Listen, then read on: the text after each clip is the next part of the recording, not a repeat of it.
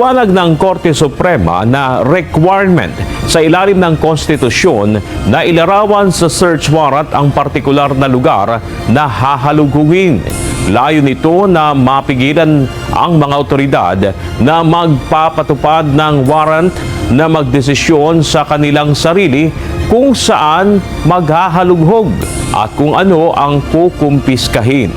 Dagdag ng SC, hindi rin pwede na masyadong malawak ang lugar na saklaw ng search warrant dahil may tuturing itong general warrant na ipinagbabawal ng saligang batas.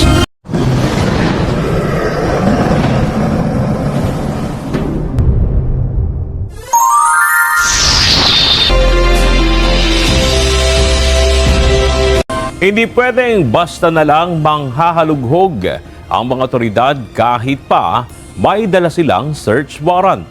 Ito ang binigyang diin ng Korte Suprema sa isang desisyon na isinulat ni Senior Associate Justice Barbic Leonen kung saan pinawalang bisa ang ginawang search sa bahay ng drug suspect at inabswelto ang akusado. Paliwanag ng Korte Suprema na requirement sa ilalim ng konstitusyon na ilarawan sa search warrant ang partikular na lugar na hahalugugin. Layo nito na mapigilan ang mga otoridad na magpapatupad ng warrant na magdesisyon sa kanilang sarili kung saan maghahalughog at kung ano ang kukumpiskahin. Dagdag ng SC, hindi rin pwede na masyadong malawak ang lugar na saklaw ng search warrant dahil may tuturing itong general warrant na ipinagbabawal ng saligang batas.